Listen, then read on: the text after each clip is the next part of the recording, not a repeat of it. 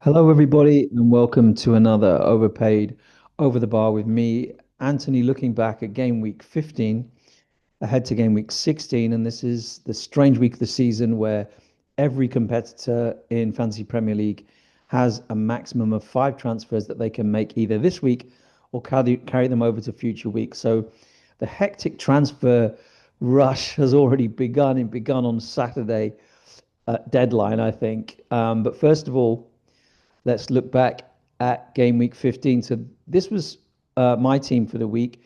I scored 55 points. Again, I can't see how like every single week, I seem to be thinking, how did I manage to, just, I mean, not get a green arrow because I got a red arrow, but it was so slight. And only then, actually, because Bruno Fernandes scored a final goal in the Manchester United game, because I don't have him, that just pushed me down a bit.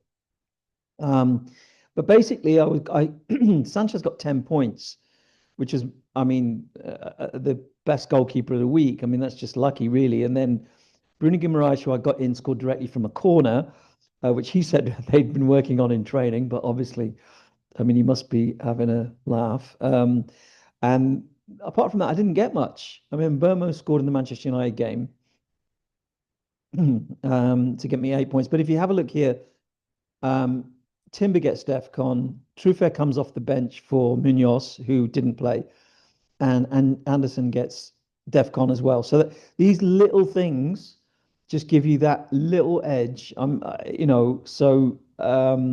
quite happy with that game week, even though I didn't have Foden and I didn't have Bruno Fernandes. And if I had both of them, everyone's thinking the same thing. If I'd had both of them, well, you didn't know, I didn't. So,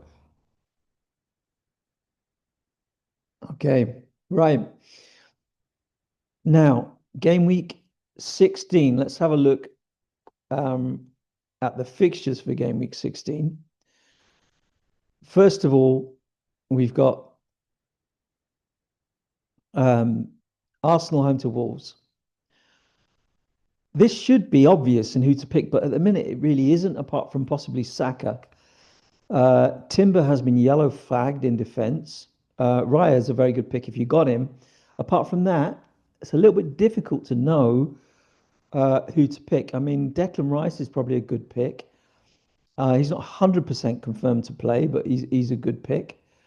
Um, Players like Eze, Trossard, Martinelli, Gyökeres are all a bit doubtful in terms of whether they'll start even. So I don't like that very much. There should be easy points, especially with the five transfers, for people to just go in and load up on Arsenal. The most sensible thing to do would probably be to keep Timber if you have him. If you don't have him, get a defender like Hincapié or possibly Calafiori. But we'll see what happens there. Then we've also got Brentford home to Leeds. Now, the players that everyone is buying are Thiago and Foden because of how well they've been doing recently. So, I mean, what I did, this is what I mean, I panicked, right? So last week I brought in Lewis Hall, and I got rid of him immediately at deadline because I realised that they're playing Sunderland next. He probably won't start that because he's a young player and they probably would prefer Dan Burn for the experience. And I got five transfers, so get rid of him again. But then this gives me a bit of a headache because I wanted Foden and Thiago, so that's three transfers. I brought in Nico O'Reilly for Lewis Hall, but then I went and bought Dewsbury Hall as well because of his price, and I saw him going up. Now I avoided price rises on him, Foden, O'Reilly, I think maybe not, and Thiago. And I've also had a price rise on Saka and Timber, I think. So I've had lots of price rises this week, but I've blown all my transfers, and now Munoz is out injured. So I may have to make my fifth transfer before deadline on. I mean, I don't have to. I can still put out a team, but it's not that great because Dewsbury Hall against Chelsea is not a great one to start with, and Truffert at Man United is not fantastic. So I'm looking at possibly doing another transfer before deadline using all five, which is what I said maybe we shouldn't do last week. So I don't really know if I've done the right thing here. I kind of feel I haven't. This is how my team looks for the game. So Munoz obviously is out. Truffert would be coming in for him. O'Reilly at Crystal Palace. I'm happy with all my. I, I, I'm thinking about leaving the captaincy on Haaland. Crystal Palace play again tonight in the Europa League. Munoz is already out. Sarr is out. Now they have had a lot of football, and in second halves of games they've been looking a bit rough. I'm tempted to leave the captaincy on Haaland because I do think Man United, Man City might give them an absolute thumping on what must be Sunday because they're yeah at 2 o'clock, right? It's an early one really for Palace. They play tonight. Got Friday to recover from that, Saturday to pick up a team, and then Sunday to go into the game against Man City. I don't fancy Palace at all for that. And Haaland got taken off on 70, as did Foden against Real Madrid. Pep actually took off Foden and Haaland before the game was really won. I mean, they were 2-1 up, but he's obviously thinking, the Crystal Palace game is important. Um, I'm not sure if they have a game in midweek following that. If it is, it's a League Cup game. So I would say Haaland and Foden do a lot of minutes in this game. So let's. I wouldn't, I wouldn't shy away from captaining Haaland in that game personally. However, Saka's playing Wolves, and Saka didn't even start in the Champions League against Sparta Prague, so he's definitely starting against Wolves. And a lot of people will be captaining Saka. I just have this feeling that Haaland is going to do really well at Palace, but whether I go with him, I'm not sure. Obviously, it's not a bad team going forward. I kind of want to get rid of Enzo, but Everton at home is good fixture. He's playing quite deep at the minute with Palmer back, and Thiago home to Leeds, lovely. So I'm not unhappy. I'm just unhappy with the way I've done my transfers. I feel like I should have waited at least on the Dewsbury Hall one. Left myself with more options going forward. Okay, so let's have a look at the overpaid over the bar league as we always do. Rio Rebels still hot on my heels. I mean, 46 points isn't a lot, especially in December. So this is a really what's his overall rank now? He's on 133K. Very nice. Um, John Holloway's nephew Jake got 57 points. John himself got 60. And Ekitiki Taka, Matt Cox, our Liverpool fan in the north of Portugal, he had Bruno Fernandes and Foden. These were the players that everybody wanted to have.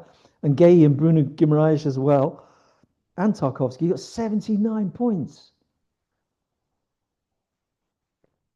That's the kind of game week that makes you happy, isn't it? Um, well done to Matt. Very, very good. Is he still beating his son? Let's just check out. I always like to see how Jamie's doing, his son Jamie against him.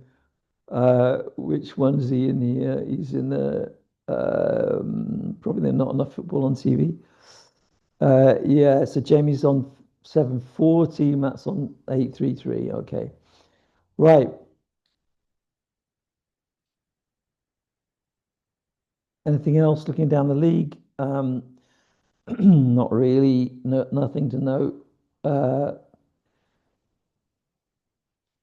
not such a great week for Craig. Now, Craig is looking to play a free hit this week, which means he's going to miss out on all the price rises. But it could be a sensible strategy, actually, because there's a lot of things going on at the minute.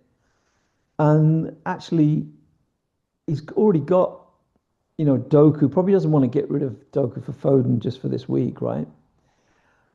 Um, I mean, it might be a good idea to get in have a free hit a bit here because you're not going to lose out too much. Some of these are good picks, these players. So he's saying, who should I get in for my free hit? He's asking me. I don't know why. So obviously the fixtures point to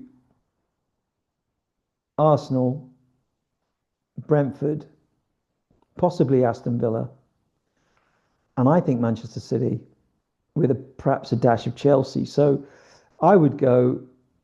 Who have Brighton got? Brighton have got Liverpool away. I would go Sanchez in goal, two Arsenal defenders, Rice or Saka, or Rice and Saka, and one Arsenal defender. I'd go with the three you've got here from Manchester City, but Foden instead of Doku. Definitely keep Thiago.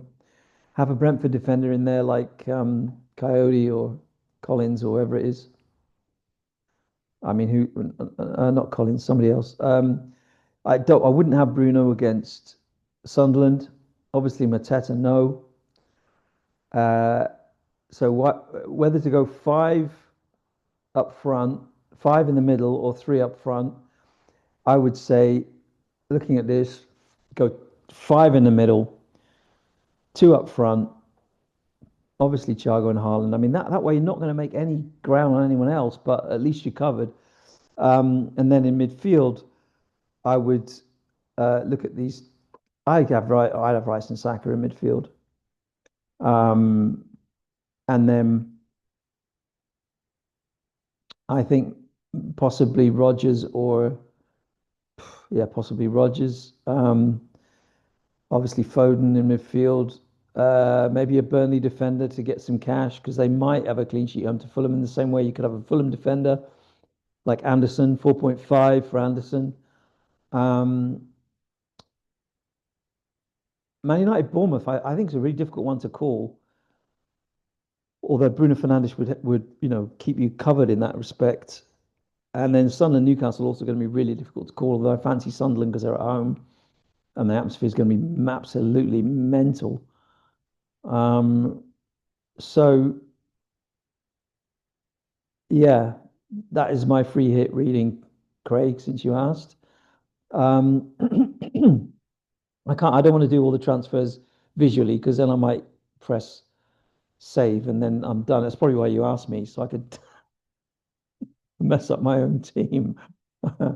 Okay, so looking ahead at the fixtures for the following week. So we do have a week between games to the 20th, and then there's pretty much another week until the 18th. It's after the game week 18, where there's 18, 19, and 20 within a week. And that is mad because most teams will play on the 27th of December or the 28th. Then again on the 30th, the 30th, no, the 30th or Tuesday the 30th first. Okay, Tuesday or Thursday that week. And then Saturday or Sunday again. So the week after Christmas is very busy. Now we just have one game a week plus League Cup. The Champions League is done until January. Game week 17, things to look out for in the following game week after this one is Man City, West Ham at home. Arsenal are at Everton, and Aston Villa play Man United. So that's two difficult fixtures in a row for Man United. Bournemouth at home is difficult, and then Aston Villa away. Palace have Leeds away. I mean, Brentford have Wolves away. I mean, Brentford are worth investing in for a couple of games here, I would say. And Chelsea are at Newcastle, which would be a great game. But I mean, who knows who wins that? So yeah, it's not. Apart from Manchester City and Arsenal, I don't think really there's a lot to obviously go for here over two games, and that's what I'll be doing. I I just may pick a third Arsenal player for Saturday instead of not necessarily a defender instead of Munoz. I might go I might go from Enzo to Rice, which I think I'm able to do. I have 0.9 million in the bank. I think that will cover Rice because Enzo is, how much is he? I can't see because I've got the screen sharing icon in front of me, but I think that covers that transfer. So the only thing is, as soon as I sell Enzo home to Everton, he'll probably do something against Everton. I might even get rid of Bruno Guimaraes instead because he's playing Chelsea next week. Um, that would be funny because I would have made a price rise out of him and got 10 points out of him and sold him immediately. But I might do it. I might do it. I might as well use all my five free transfers, which is completely wrong. I may have stuffed up here quite badly. Um, but I seem to be thinking every week things are going to go wrong and they just go, okay, so maybe this is the week where, it really does go wrong. Maybe this is the week where I say it's going to be okay and it's going to be okay. All right. Thank you very much for joining me. I hope your team does well this weekend. I hope your fantasy team does well. And take care, everybody.